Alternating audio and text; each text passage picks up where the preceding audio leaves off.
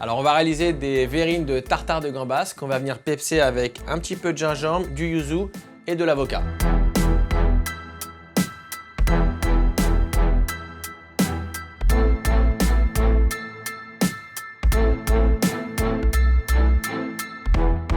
Alors pour réaliser la recette, on a besoin d'un avocat, gingembre frais, gingembre confit, des radis pour le croquant, des gambas, citron vert, yuzu, ciboulette et du pain de campagne pour faire nos croûtons. C'est parti! On va donc éplucher nos gambas. Là, j'ai prévu juste un petit cul de poule avec des glaçons. C'est un produit qui va rester cru, donc ça reste délicat. Donc c'est toujours bien de, au maximum, le conserver sur du frais.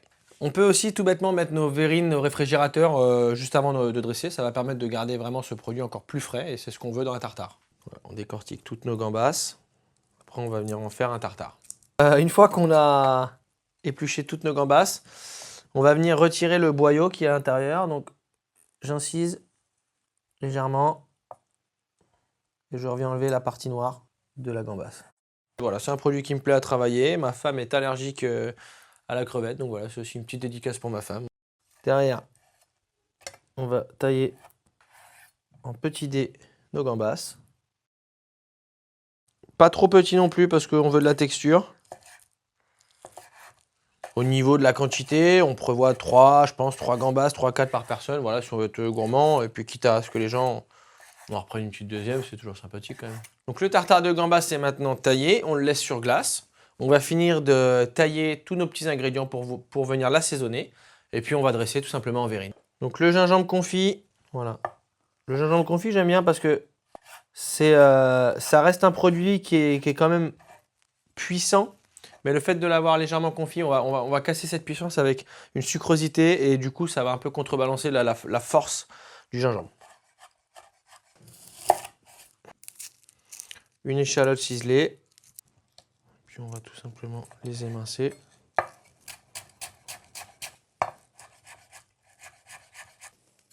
Un peu de ciboulette aussi ciselée. La ciboulette ciselée, on va se garder les plus belles pointes des tiges de ciboulette pour pourquoi pas les mettre tout à l'heure en décoration.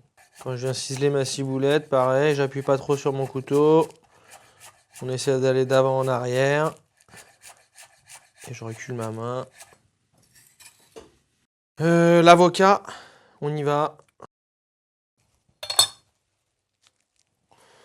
Voilà, l'astuce, moi je prends un couteau, hop, le noyau. Et il sort comme ça tout seul.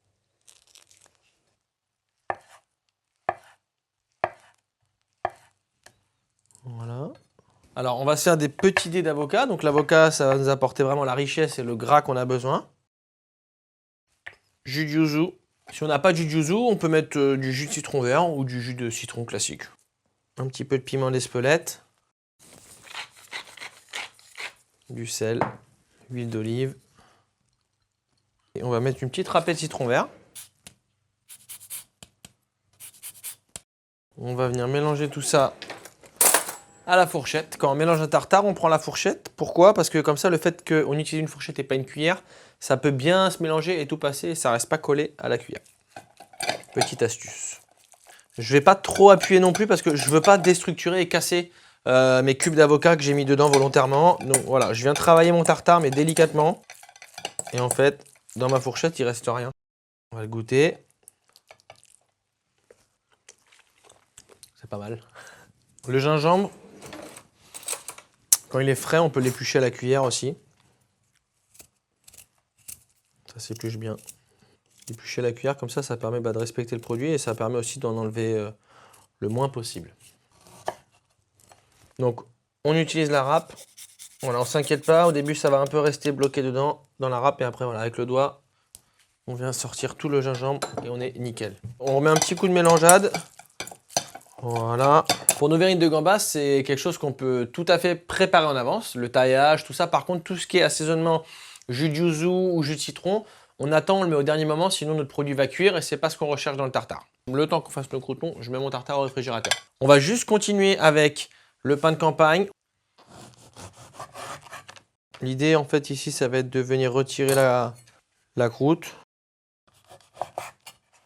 On va venir faire des petits dés. Petite astuce, pour faire des croûtons de pain, c'est toujours mieux d'avoir un pain qui est un petit peu sec de la veille. Comme ça, le fait qu'il soit plus dur, ça collera beaucoup moins et ça sera beaucoup plus simple. Alors, pour faire nos croûtons, poêle chaude, du beurre, on y va.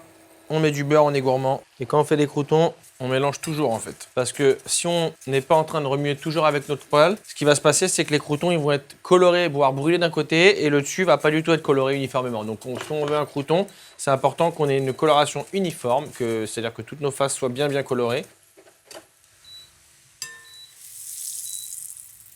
Voilà, je les débarrasse tout de suite. Voilà, les croûtons, c'est comme des frites, c'est tout ce qui est un produit frit. On vient l'assaisonner tout de suite sorti de friteuse, sorti de gras. Très important. Comme ça, le sel, il se fait absorber par la matière grasse. Voilà. Bon, ils sont pas très réguliers, je vous l'accorde, mais bon, c'est pas très grave. On est à la maison, on est chez soi, on se fait plaisir. L'important, c'est pas le visuel, c'est le goût. Et ça croustille. On va juste se faire des petites lamelles de radis. Voilà. Je viens pas faire des tranches trop fines, volontairement, encore une fois. Ça va apporter un petit peu de texture. On passe au dressage. Les verrines sorties du réfrigérateur, le tartare aussi. Quand on dresse un tartare, on essaie de pas trop le tasser. Moi, j'aime pas quand c'est vraiment tassé comme ça. On va le laisser au naturel un petit peu. On va le laisser un peu aérer. On vient légèrement lustrer nos radis. Un petit peu de fleur de sel. Un zeste de citron vert. Il nous reste un petit avocat, on va pas le jeter. Pourquoi pas le mettre dessus pour avoir un petit rappel. Ça peut être joli, ça peut être sympa.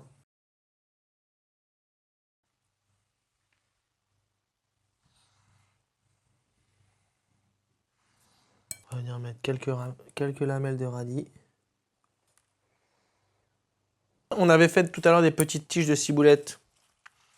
Voilà. Nos fameux petits croûtons. Bien dorés. Bien croustillants. Et puis tout simplement, petit râpé citron vert.